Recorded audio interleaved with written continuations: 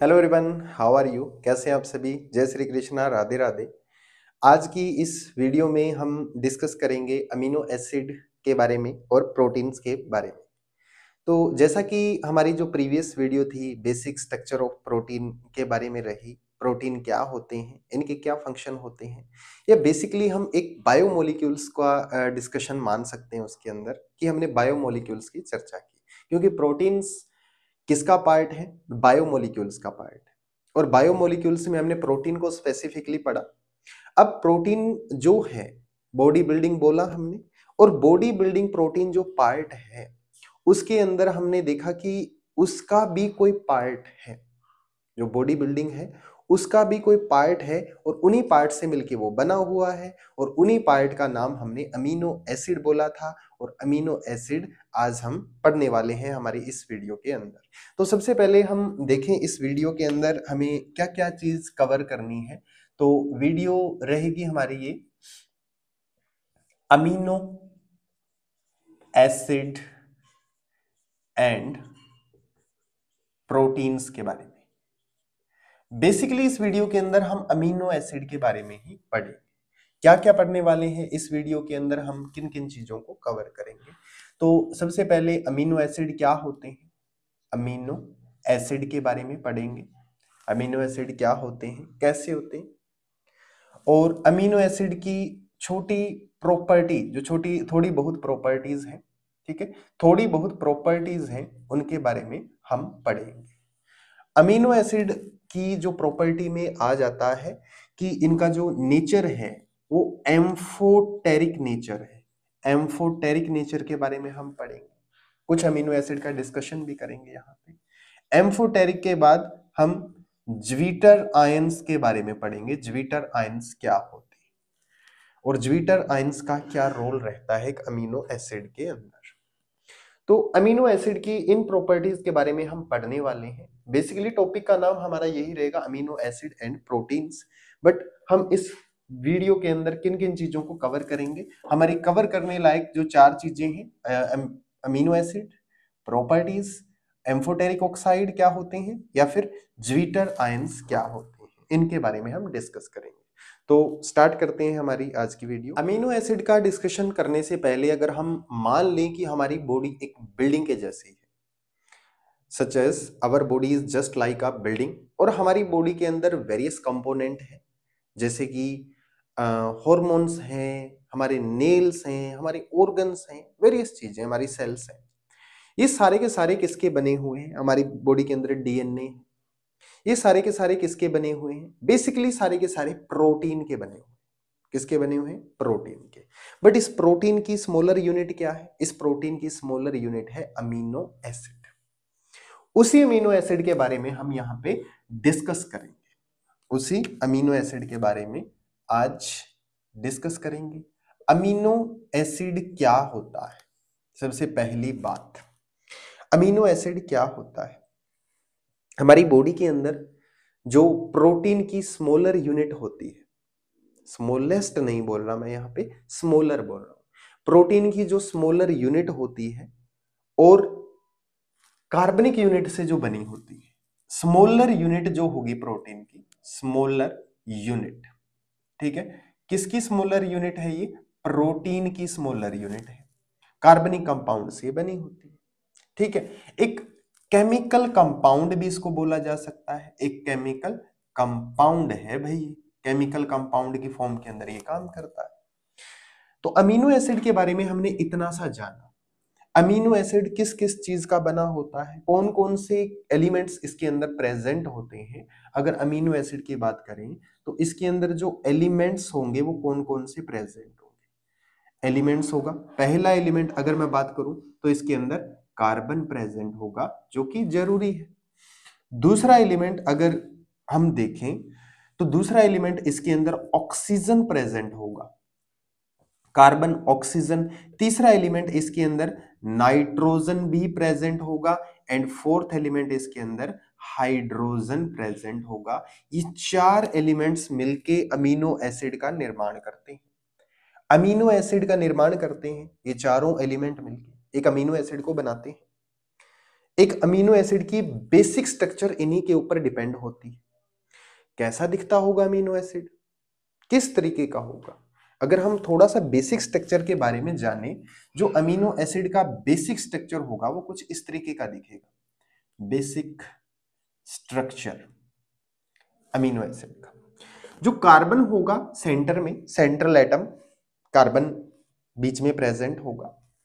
ऊपर की तरफ अगर देखें तो इसके अंदर ओइक एसिड का ग्रुप प्रेजेंट होता है और एक इसके अंदर अमीन ग्रुप होता है NH3, ठीक है। और इस तरफ हाइड्रोजन लगा होता है और इस तरफ यहाँ पे R ग्रुप प्रेजेंट होता है, जो कि फंक्शनल ग्रुप बोला जाता है। R एक लॉन्ग चेन हो सकती है कार्बन की, अदर कार्बन की चेन भी बोला जा सकता है। यहां से हमने देखा कि ये बेसिक स्ट्रक्चर है अमीनो एसिड का। ये कोई अमीनो एसिड नहीं है, सिर्फ और सिर्फ एक बेसिक स्ट्रक्चर है। अब मैं बात करूं कि इसको मैं एक बॉडी मान लूं, तो यहां पे देखा जाए इसका जो हेड होगा, हेड उसके ऊपर कार्बोक्सिलिक ग्रुप लगा होगा। इसकी जो आर्म होगी, आर्म, ठीक है, एक बाजू इस तरफ वाली, इसके ऊपर अमीन ग्रुप लगा होगा। इसकी जो इधर वाली बाजू होगी उस पे क्या लगा होगा, हाइड्रोजन लगा होगा।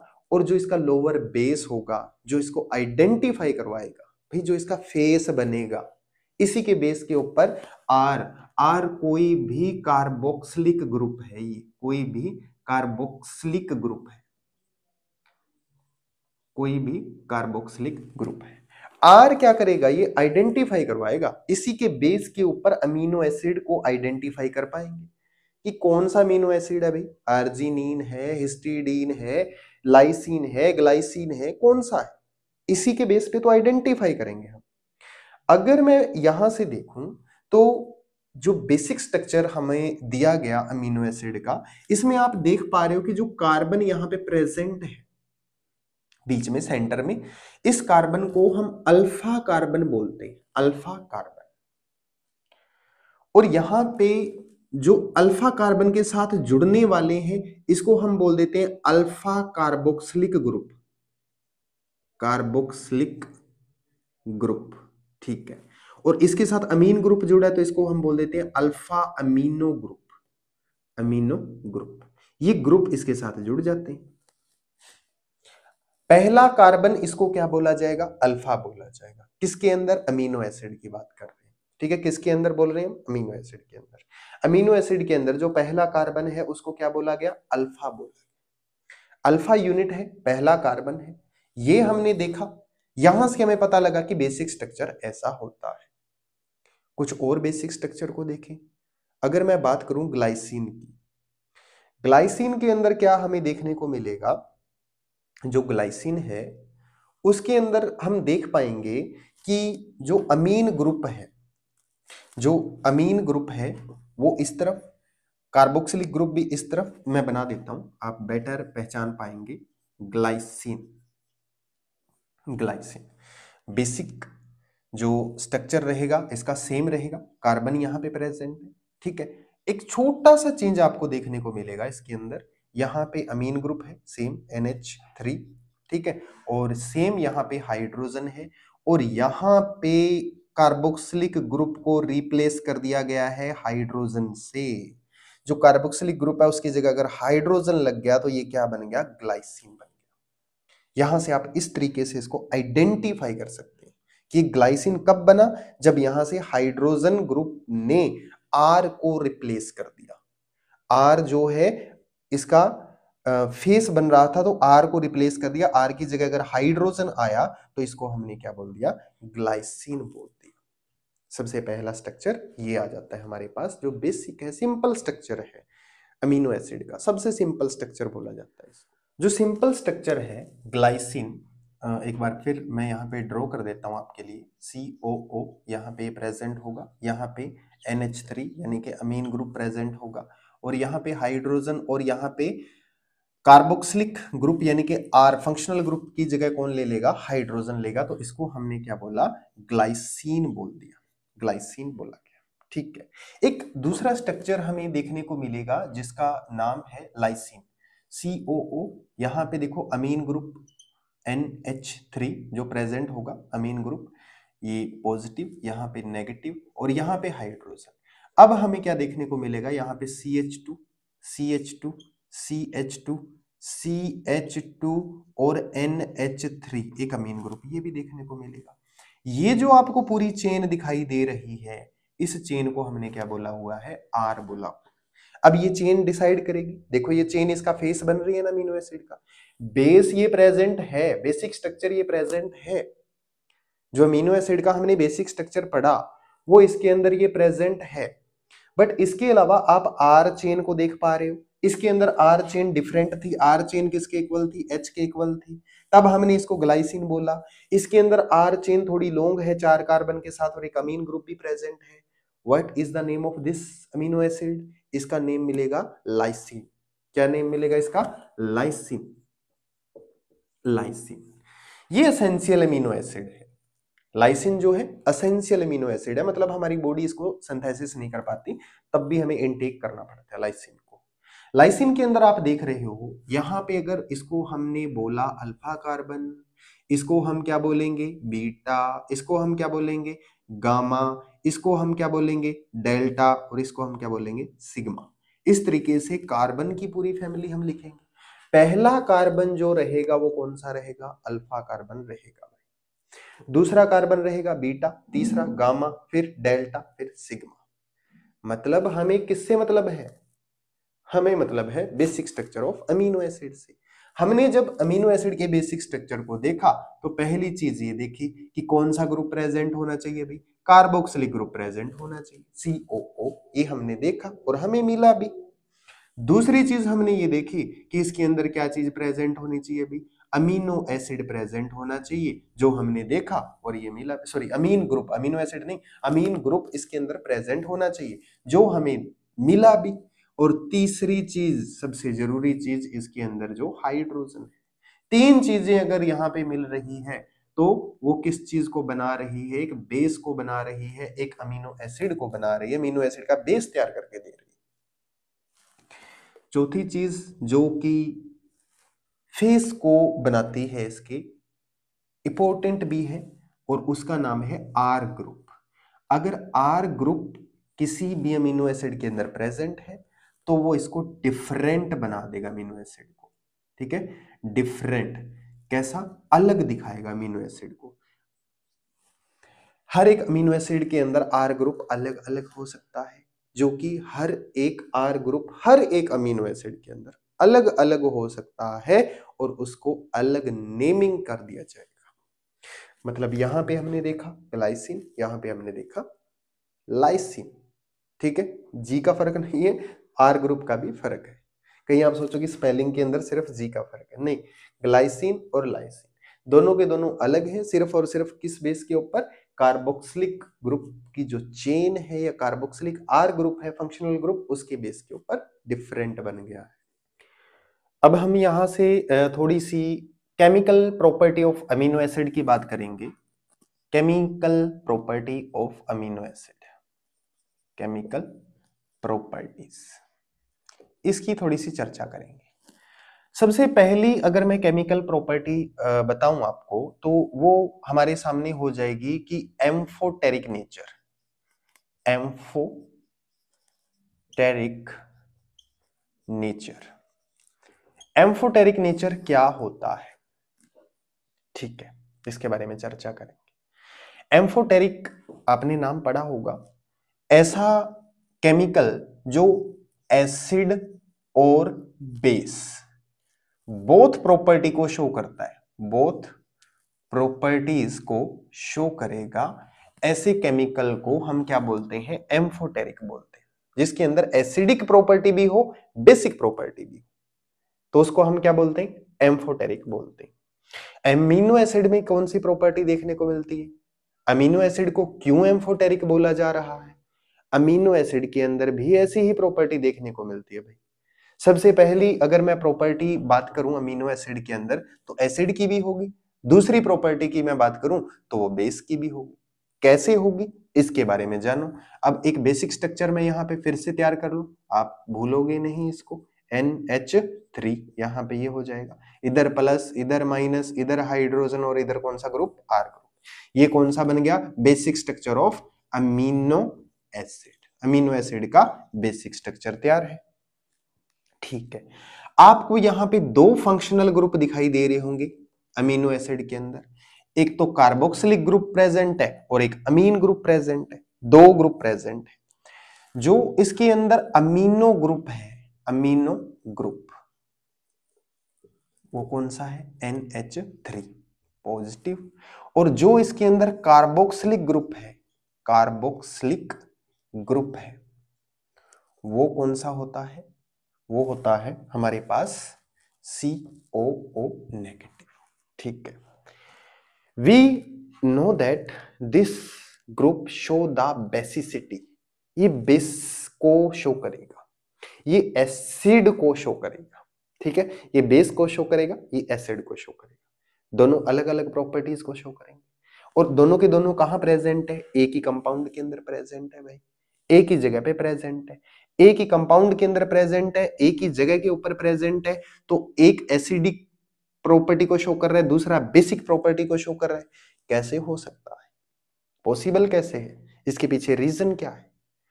इसके पीछे मेन रीजन ये है कि ये प्रोटॉन एक्सेप्टर का काम करता है। अमीन ग्रुप जो P पॉजिटिव जो आयंस हैं उसको एक्सेप्ट करने का काम करेगा, प्रोटॉन एक्सेप्टर, इसीलिए इसकी प्रॉपर्टी क्या बन गई, बेसिक बन गई।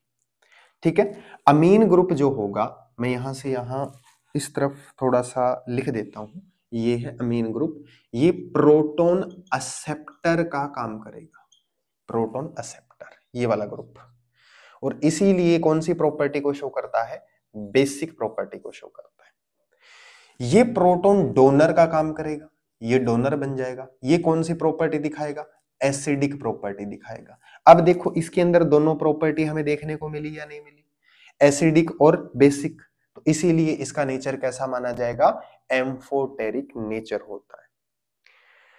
कैसा नेचर देखने को मिला हमें अमीनो एसिड का, एम्फोटेरिक नेचर। क्यों देखने को मिला, अमीन ग्रुप के कारण और कार्बोक्सिलिक ग्रुप के कारण। कार्बोक्सिलिक ग्रुप क्या काम करता है, अमीन ग्रुप क्या काम करता है। कार्बोक्सिलिक ग्रुप क्या काम करेगा, प्रोटॉन डोनर का काम करेगा, और अमीन ग्रुप प्रोटॉन एक्सेप्टर का काम करेगा। इसीलिए प्रोटॉन एक्सेप्टिंग के कारण इसका नेचर कैसा हो जाता है, बेसिक, और प्रोटॉन डोनर के कारण इसका नेचर कैसा हो जाता है, एसिडिक। ठीक है, दूसरी केमिकल प्रॉपर्टी की मैं अगर बात करूं यहां से, दूसरी केमिकल प्रॉपर्टी हमारे पास आ जाती है इसकी ज्वीटर आयन, जो बड़ा ही इंपॉर्टेंट टॉपिक है। ज्वीटर आयंस क्या होते हैं, अगर एक अमीनो एसिड की बात की जाए, अमीनो एसिड जो होल अमीनो एसिड होता है उसके ऊपर कोई चार्ज नहीं होता, नो चार्ज, पूरे के ऊपर कोई चार्ज नहीं होता, और वो कैसा होता है, न्यूट्रल होगा। ठीक है, जैसे जे थॉमसन ने एटम के बारे में बताया था कि एटम न्यूट्रल होता है, बट उसके अंदर भी तो चार्ज होते हैं, इलेक्ट्रॉन प्रोटॉन, हाँ भाई होते हैं। अब यहाँ पे मैं बेसिक स्ट्रक्चर की बात करूं तो फिर बना लेंगे COO नेगेटिव, और यहाँ पे कौन सा हो जाएगा, अमीन ग्रुप प्रेजेंट होगा, यहाँ पे हाइड्रोजन होगा, और यहाँ पे कार्बोक्सिलिक ग्रुप कोई R स्ट्रक्चर चेन प्रेजेंट होगी, और ये कैसा स्ट्रक्चर बन गया भाई, अमीनो एसिड का स्ट्रक्चर तैयार है। ठीक है, यहां पे हमें दो चीजें देखने को मिल रही है। इस पूरे स्ट्रक्चर को क्या बोला गया, इस पूरे स्ट्रक्चर को क्या बोला गया, इस पूरे स्ट्रक्चर को बोला गया कि ये न्यूट्रल है, इसके ऊपर ओवरऑल चार्ज कितना है, 0। बट इस स्ट्रक्चर के अंदर चले, इस स्ट्रक्चर के अंदर आप देख पा रहे हैं इसके अंदर जो कार्बोक्सिलिक ग्रुप है उसके ऊपर कौन सा चार्ज है, नेगेटिव चार्ज है। कौन सा चार्ज है, नेगेटिव चार्ज है। ठीक है, यानी कि कार्बोक्सिलिक ग्रुप के पास। दूसरी तरफ यहां पे आप एक अमीन ग्रुप को देख पा रहे हैं, इसके ऊपर कौन सा चार्ज है, पॉजिटिव चार्ज है। कौन सा चार्ज है, पॉजिटिव चार्ज। नेगेटिव और पॉजिटिव चार्ज तो दोनों ही है, बट दोनों ने क्या कर रखा है, बैलेंस कर रखा है। इस स्ट्रक्चर को क्या कर रखा है, बैलेंस कर रखा है। Presence of negative and positive ions in amino acid, these ions both present होते हैं, और दोनों ही दोनों एक के अंदर प्रेजेंट होंगे, और इसी को क्या बोल दिया जाता है, इसी फॉर्म को क्या बोल दिया जाता है, ज्वीटर आयंस बोल दिया जाता है। क्या बोल दिया जाता है, ज्वीटर्स आयन। आइसोइलेक्ट्रिक नेचर के होते हैं, ज्वीटर आयंस है आइसोइलेक्ट्रिक, यानी कि बैलेंस रखते हैं। एक एग्जांपल के तौर पे मैं अगर आपको समझाऊं, मान लो आपके कंधे पर एक बैग है, इस तरफ आपका कंधा यूं झुका रहेगा। टीचर ने क्या किया, दोनों कंधों के ऊपर बैग लटकवा दिए, दोनों तरफ बैलेंस। ठीक है, दोनों तरफ बैलेंस मतलब एक चार्ज इधर एक चार्ज इधर, टोटल चार्ज क्या हो गया, न्यूट्रल। एक तरफ प्लस एक तरफ माइनस, दो बैग के कारण भार तो है, वो भार क्या है, वो ज्वीटर आयन है। दो चार्ज के कारण इस पे भार तो है, दो आयन्स के कारण इस पे भार तो है, उसी भार को क्या बोला गया, ज्वीटर आयन्स बोला गया। तो यही ज्वीटर आयन्स हमें अमीनो एसिड के अंदर देखने को मिलते हैं, और बड़ा ही इंपॉर्टेंट टॉपिक है ये अमीनो एसिड का, ज्वीटर आयन्स। अब एक नेक्स्ट टॉपिक और आता है इसी के अंदर, अमीनो एसिड की एक प्रॉपर्टी और है, जैसे कि हम मिरर के अंदर देखते हैं। आपने डेली मिरर के अंदर देखा होगा, तो आपको लगा होगा कि जब मिरर के सामने हम खड़े होते हैं तो पलट जाते हैं, उसको हम बोलते हैं ऑप्टिकल प्रॉपर्टी के थ्रू हम रीड करते हैं, तो उसको हम ऑप्टिकल आइसोमर बोलेंगे। आप भी एक ऑप्टिकल आइसोमर हो जब आप मिरर में खुद को देख रहे हो। ऐसे अमीनो एसिड भी खुद को मिरर के अंदर देखते हैं, और वो कैसे दिखाई देते हैं, इसको जानने के लिए आपको देखनी पड़ेगी हमारी नेक्स्ट वीडियो।